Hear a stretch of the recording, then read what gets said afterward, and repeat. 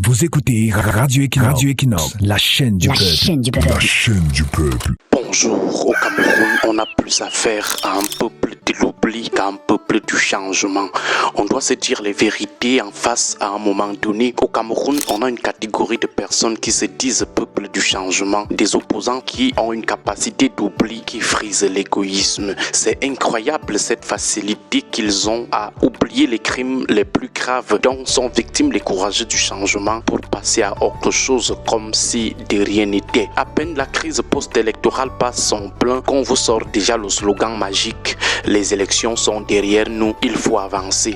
Mais avancer pour aller où au juste? On parle d'une opposition qui a vu le pouvoir abattre une quarantaine de jeunes selon certaines ONG.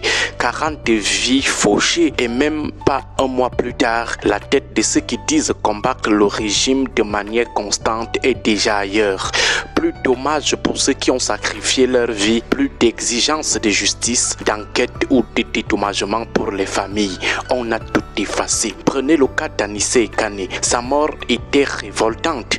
Il y a eu une petite vague d'indignation éphémère sur Facebook et puis plus rien. Pas d'action de solidarité d'éclat. Tout le monde attend tranquillement le jour de la levée de corps pour venir faire le one-man show de la douleur, alors que personne ne demande plus de compte à ceux qui sont responsables de cet acte odieux. Anissé Kane, c'est maintenant à sa famille de se battre seul pour demander les comptes au régime barbare de Yaoundé.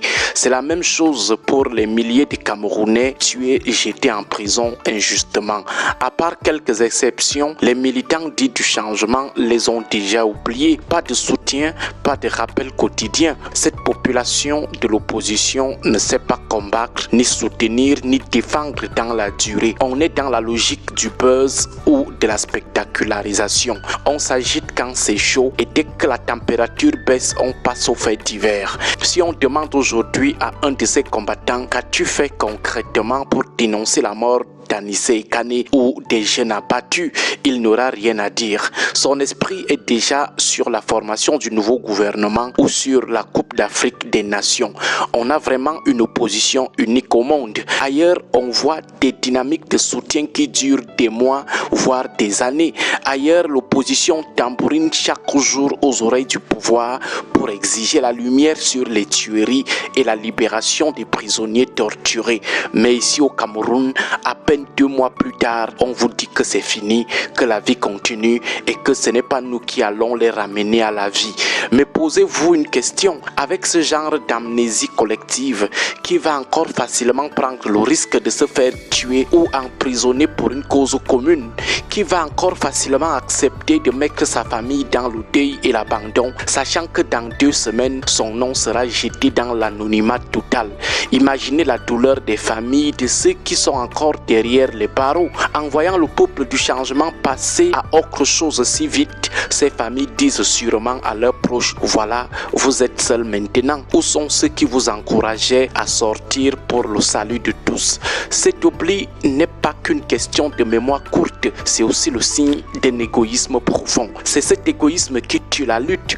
Comment voulez-vous qu'un homme ou une femme courageuse accepte encore de monter au front aujourd'hui? Le message qu'on envoie au potentiel héros est clair: si tu tombes seul. Le gars qui hésite à sortir pour la cause commune finit par se dire: à quoi bon? Si je me fais tuer par le régime de Yaoundé ou si je finis dans un cachot, ces gens qui m'acclament aujourd'hui vont m'oublier. Avant même que mon corps ne refroidisse, ils vont me jeter dans l'anonymat pour aller commenter le prochain buzz ou le prochain match de football des Lions indomptables. Dans ce cas, les gens sont tentés de protéger désormais leur propre vie et celle de leurs proches. Pourquoi sacrifier l'avenir de ses enfants, laisser sa femme ou sa mère dans un deuil éternel et une précarité totale pour un peuple qui ne connaît pas la reconnaissance?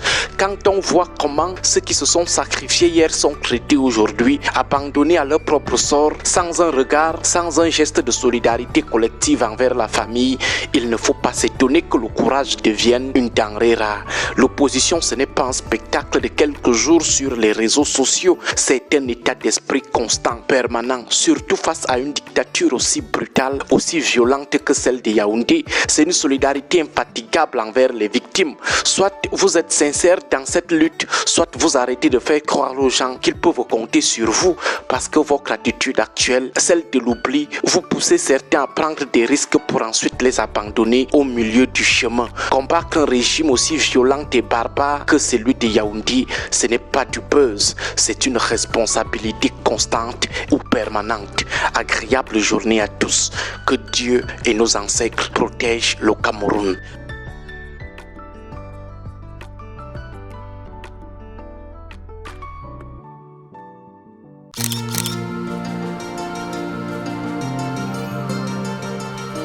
Caméra des rues.